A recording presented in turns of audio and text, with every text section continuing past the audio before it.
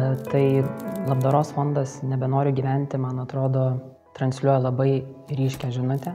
Ne veltui pavadinime rašom nebe iš mažųjų raidžių, o noriu gyventi iš didžiųjų.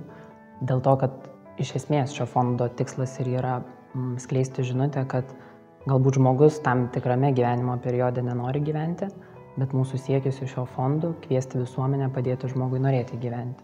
Tai man atrodo ryškiausia žinutė ir yra šio fondo tai, kad galbūt tam tikrais momentais žmogus patiria kažkokį skausmą, kuris iš tikrųjų užgožia tiesiog norą džiaugtis gyvenimu.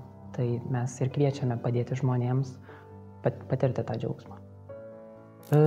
Man atrodo, kad svarbus fondas yra tuo, kad mes kalbame apie emocinę sveikatą. Pradėkime nuo to, kad reikia pasidžiaugti, jog po truputį mūsų visuomenė vis labiau yra drąsi kalbėti apie tuos pūlinius vidinius, kurie iš tikrųjų parodo, kad visuomenė tam tikra forma yra ir pažeidžiama. Bet čia ta pažeidžiama žodis yra labiau skirtas ne žmonėms, kurie patiria emocinės sveikatos tam tikrus sunkumus, bet labiau tai, kad esame pažeidžiami dėl to, kad kažko bijome. Tai kaip ir realiame gyvenime, bijome to, ko nežinome.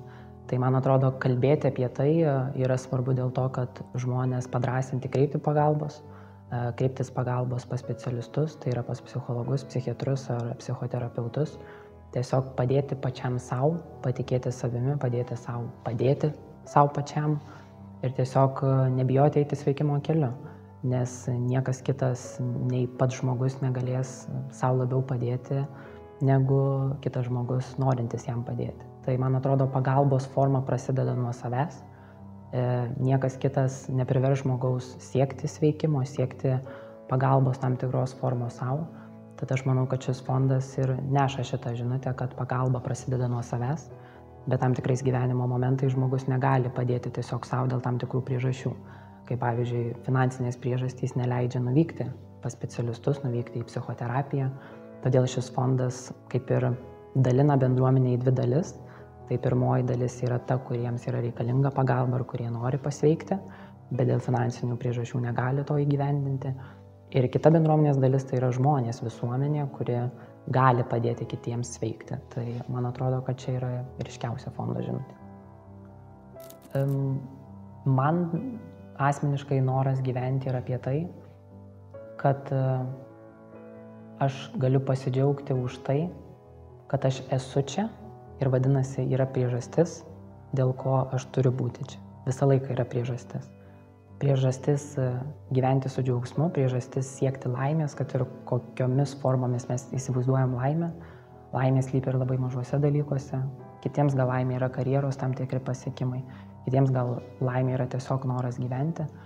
Tai man atrodo, kad nieko nėra gyvenime svarbiau negu išgelbėti kito žmogaus gyvybę.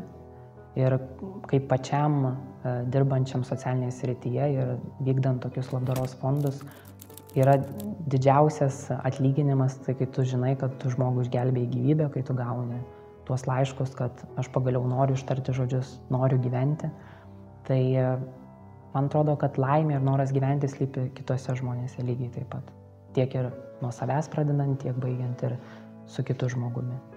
Tai noras gyventi yra tiesiog apie pabudimą ir žinojimą, kad priežastis visada yra likti. Svarbiausiai likti.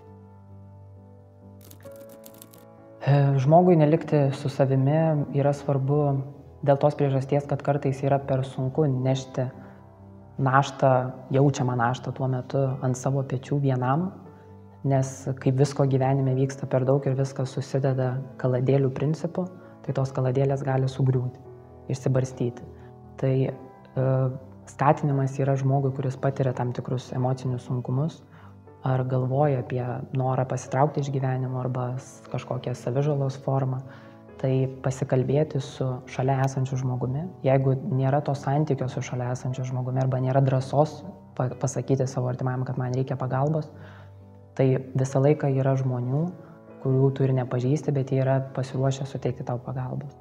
Tai yra tikrai veikiančios ir trumposios pagalbos linijos, tokios kaip ir jaunimo linija, vaikų linija, yra krizių įveikimo centrai, kurie visą laiką pasiruošę priimti tą žmogų, niekada jam nepasakys ne.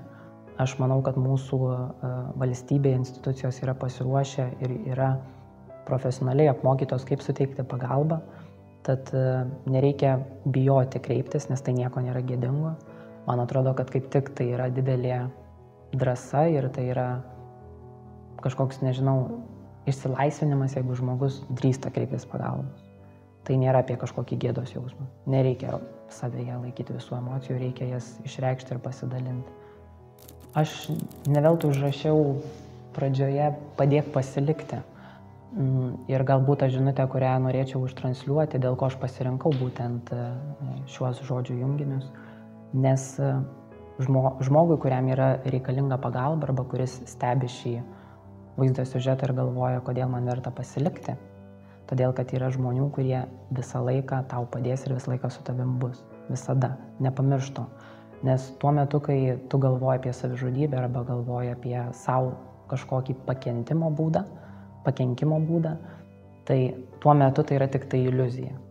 Tai yra tik iliuzija į tuo metu vykstančią gyvenimo situaciją. Tai nesi tu. Tai yra kitas tavo vidinis žmogus, kuris kažkaip nori tave gal destruktyviai pakreipti į kitą pusę. Bet tai tikrai nesi tu tas žmogus. Tu tiesiog turi sustoti, dar kartą pagalvoti, kad yra žmonių, kurie tave myli, kurie tau padės ir kurie tau padės eiti sveikimo keliu. Tai ta frazė padėk pasilikti yra kartu ir visuomeniai, kad jūs galite kiekvienas ir mažyčiais žingsneliais, kad ir atliekant auką trumpuoju numeriu 1402 skirdami 3 eurus, ar atlikdami didesnį auką www.skirtingospalvos.lt, jūs galite žmogui tiesiog padėti pasilikti. O kaip aš ir minėjau anksčiau, man atrodo, didžiausia dovana žmogui per gyvenimą yra išgelbėti kito žmogaus gyvybę.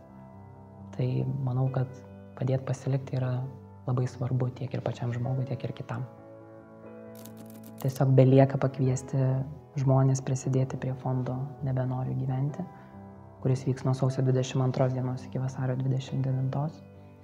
Ir gal dar ką svarbu paminėti, kaip ta pagalba pasieks tuos žmonės, tai jinai pasieks tai, kad žmogus nuo kovo mėnesio galės dalyvauti savigalbos programoje, tai yra 10 savaičių programa, kuomet kartu su psichologė klinikinė Aušra Mockuvienė jie aptars vis skirtingas temas apie gyvenimą, tai yra apie kaip mus šviesa veikia, kaip mus veikia mityba, kokios traumos, nežinau, galbūt mus persekioja iš vaikystės, kaip siekti to noro gyventi ir panašiai. Tai tiems žmonėms, kuriems yra reikalinga pagalba, jie lygiai taip pat gali kreiptis į mus.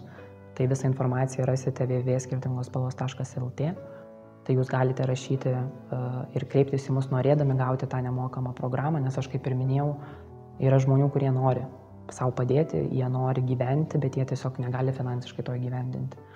Tai ta kiekviena auka, kur visuomenė prisidės prie to sveikimo, man atrodo, tai po truputį mes lipdysim tą visuomenę, kuomet savižudybės ir jų statistika, kuri yra Lietuvoje, ir jinai parodo dar vis, kad mes ypač Europos Sąjungoje esame pirmieji, nes 2022 metais įvyko 527 savižudybės. Tai yra tikrai daug ir mes kiekvienas galime tą, kaip aš iliustruot galėčiau, sutrūkusi indą pradėti lipdyti, tai padėdami žmonėms. Tai tiesiog kviečiu labai prisidėti ir būti šio fondo dalimi.